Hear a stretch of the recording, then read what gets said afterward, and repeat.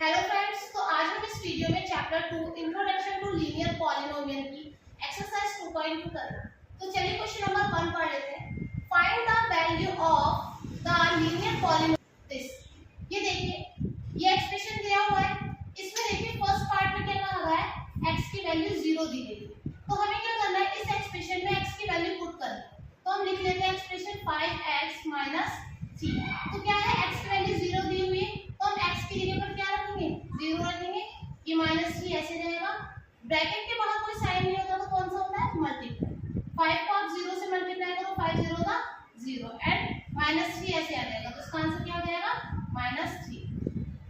Then इसका next part देखिए। अब x की वैल्यू क्या दी है, -1 दी गई है। एक्सप्रेशन सेम ही है, बस इसमें अब क्या करनी है, वैल्यू चेंज करनी है। तो x की वैल्यू कितनी है, -1। फिर इस एक्सप्रेशन को लिख लेते हैं 5x - 3 और x की वैल्यू क्या डालेंगे, -1 डालेंगे। इसके बाद फिर से सेम मल्टीप्लाई का साइन होता है। 5 को 1 से मल्टीप्लाई करो, 5 1 जा 5, तो कितना हो जाएगा, -5, क्योंकि एक माइनस है तो वो लगता है। -3 ऐसे आ जाएगा। माइनस माइनस क्या हो जाता है, प्लस होता है। 5 और 3 को प्लस कर दो, कितना हो जाएगा, 8। साइन देखो दोनों पे माइनस है, तो इस पर भी माइनस का साइन हो जाएगा। यही हमारा आंसर हो जाएगा, -8। चलिए इसका थर्ड पार्ट देख लेते हैं। तो ये देखिए थर्ड पार्ट, x बराबर 2, यानी x की वैल्यू क्या दी गई, इस बार 2 दी गई। तो लिख लेते हैं 5x - 3। अब हम x की वैल्यू क्या डाल देंगे, 2 पुट करेंगे। x की वैल्यू हमने पुट कर दी 2, -3 ऐसे रखा, मल्टीप्लाई देन 5 2 जा 10, 10 में से -3 कर देंगे, क्या आंसर आ जाएगा, 7। यही हमारा आंसर हो जाएगा। चलिए इसका नेक्स्ट क्वेश्चन देख लेते हैं। देखिए question number 2, find the value of quadratic polynomial. ये हमें क्वाड्रेटिक पॉलिनोमियल दी गई है। इसमें हमें क्या करना है, s की वैल्यू, फर्स्ट पार्ट में देखिए s की वैल्यू क्या दी गई है, 0। तो देखिए इक्वेशन लिख लेते हैं 7s² - 4s + 6। देखिए s की वैल्यू हमें क्या दी गई है, 0 दी गई है। तो डाल लेते हैं s की वैल्यू पुट कर लेते हैं, s 0 का स्क्वायर -4, s की वैल्यू पुट करेंगे फिर से 0 + 6।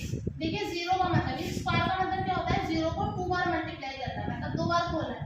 अब 0 तो कोई वैल्यू नहीं है, तो उसको खोल के भी क्या करेंगे, 0 × 0 ही आ जाएगा। और 7 को अगर 0 से मल्टीप्लाई करेंगे तो कितना आ जाएगा, 7 0 का 0, माइनस ऐसे 4 0 का 0 प्लस 6। तो इसका आंसर क्या आ जाएगा हमारा, सीधा 6।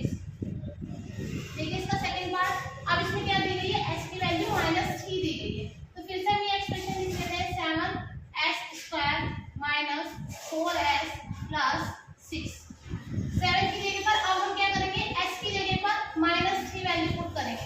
-3 का स्क्वायर -4, फिर से s की वैल्यू पुट करेंगे -3 एंड +6 ऐसे लिख दो, ठीक है। अब इसका नेक्स्ट देखो, इसका मतलब क्या है कि -3 का स्क्वायर लग रहा है, तो माइनस करना है, मतलब इसका स्क्वायर करना है। तो -3 × -3 कितना जाएगा, 3 3 का 9, माइनस से माइनस कैंसिल आ जाएगा, 9 आ जाएगा। अब इस 9 को हम 7 से मल्टीप्लाई कर देंगे। 7 9 से कितना होता है, 63 माइनस, ये देखिए ये माइनस है और ये माइनस है, और इनटू करना है। 4 3 का 12, 4 3 का 12, माइनस माइनस क्या हो जाएगा, प्लस हो जाएगा। ऐसे +6 ऐसे ही लिख देंगे, तीनों डिजिट को क्या कर लेते हैं, प्लस कर लेते हैं। तो कितना आंसर आ जाएगा हमारा, 81। चलिए इसका थर्ड पार्ट देख लेते हैं। तो देखिए इसका थर्ड पार्ट, अब यहाँ पर क्या हुआ है, s की वैल्यू हमें 4 दी गई है। तो हम इक्वेशन लिख लेते हैं पहले 7s² 4s + 6 7। तो s की वैल्यू लिख लेते हैं। देखिए s की वैल्यू क्या है, 4 पर स्क्वायर -4। अब यहाँ पर भी s की वैल्यू 4 पुट करेंगे +6। देखिए 4 4 से कितना होगा, इसका मल्टीप्लिकेशन होगा 4 × 4, इस स्क्वायर का मींस 4 4 से कितना होगा, 16। 16 को 7 से मल्टीप्लाई करेंगे, कितना आ जाएगा, 112 माइनस यहाँ पर भी